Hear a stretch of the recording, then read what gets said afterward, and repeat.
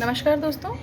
आज हम बात करने वाले हैं टो वॉकिंग के बारे में। टो वॉकिंग का मतलब होता है कि जब बच्चा अपने पैरों की उंगलियों पर चलता है। ये एक एबनॉर्मल पैटर्न है जिसका कारण फिजिकल या न्यूरोलॉजिकल इशू दोनों हो सकते हैं। फिजिकल केस में कई बार डेवलपमेंटल माइलस्टोन्स का इशू होता है कि बच्चा जब चलना शुरू करता है तो पूरी एड़ी ज़मीन पर न रखने की बजाय वो सिर्फ पंजा रखता है।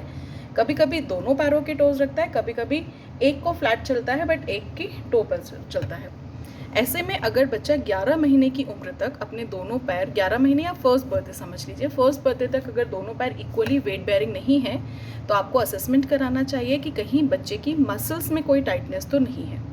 बट अगर बच्चा खड़े होते समय पैर नॉर्मल रखता है, असेसमेंट के बाद आपको समझ आ रहा है कि मसल टाइटनेस नहीं है, ऑल गुड। कभी कभी बच्चा टो वॉकिंग करता है, एक्साइटमेंट में टो वॉकिंग करता है, एग्रेशन में टो वॉकिंग करता है, पर्टिकुलरली जब चप्पल पहनता है तो टो वॉकिंग करता है, बट शूज़ पहन के सही चलता है, ऑन बेड चलता है या सॉफ्ट सरफेस पे चलता है तो टो वॉकिंग करता है, घास पे चलता है तो टो वॉकिंग करता है, गीली सतह पे टो वॉकिंग करता है, बहुत ज़्यादा गुस्से में है तो टो वॉकिंग करता है, जंप कर रहा हो, एक्साइटमेंट में हो तो टो वॉकिंग करता है।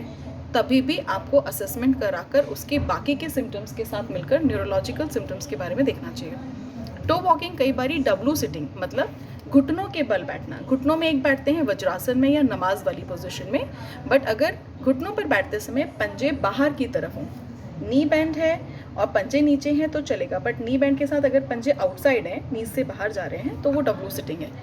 टो वॉकिंग और डब्लू सिटिंग ये दोनों abnormal patterns, abnormal developmental patterns का एक प्रमुख सिम्टम होते हैं।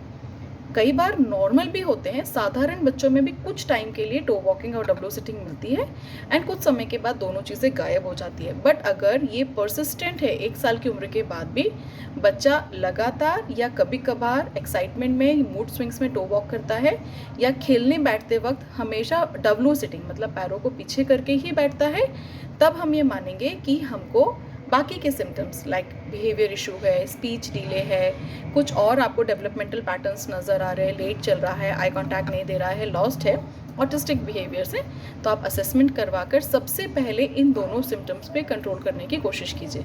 जैसे ही बच्चा टो वॉकिंग करे तो आप मना ना करें, बल्कि एक कमांड दें लाइक छोटू अच्छे से चलो, छोटू अच्छे से चलो। अच्छे से चलो विल बी अ वर्ड जहाँ उसको पता चलेगा टो वॉक नहीं करना। ऐसे नहीं बोला, ऐसे नहीं चलो, ऐसे कैसे चल रहे हो, डांटो, डांटना नहीं, आप उसको डांटने की जगह कमांड दीजिए ताकि उसके ब्रेन में सही पैटर्न फीड हो। अच्छे से चलो। अगर बच्चा डब्लू सिटिंग में बैठता है तो you have to command cross leg बैठो, अच्छे से बैठो, सही से बैठो, मना नहीं करना। I always insist to every parent, never say no, don't say no, बस बल्कि जो आप सिखाना चाहते हैं वो पैटर्न दें। अच्छे से चलो, अच्छे से बैठो, ताकि टो वॉकिंग और डब्लू सिटिंग ये जो एबनॉर्मल डेवलपमेंट पैटर्न के इंपॉर्टेंट सिम्टम है हम उस पर कंट्रोल कर सकते हैं। वंस ये सिम्टम्स कंट्रोल में आ जाएंगे तो हम डेवलपमेंट पैटर्न को थोड़ा ट्रैक पर, सही रास्ते पर ला सकते हैं। फिर हम जो भी इंटरवेंशंस करेंगे उसका हमें जल्दी असर नज़र आता है। तो I just hope you are clear about toe walking and W sitting. अब क्वेश्चन यहाँ ये आता है, आप लोग कहते हैं मेरा बच्चा सिर्फ सैंडल पहन के टो वॉक करता है या गुस्से में करता है, टो वॉकिंग या डब्लू सिटिंग अगर 1 साल के बाद किसी भी तरीके से बच्चे के दैनिक दिनचर्या का हिस्सा बनती है तो वो गलत है, आपको उसको सही करना ज़रूरी है।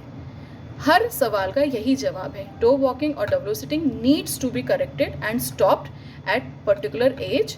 उसके बाद ये पैटर्न्स हमारे को कहीं ना कहीं बच्चे के फ्यूचर में होने वाले प्रॉब्लम्स की ओर इशारा करते हैं। ठीक है, तो अगर आपका बच्चा सब कुछ तरह से ठीक है, स्टिल टो वॉकिंग या डब्लू सिटिंग करता है, तो अभी से करेक्शन शुरू कीजिए ताकि हम वीक न्यूरोलॉजिकल डेवलपमेंट पैटर्न को स्टॉप कर सकें।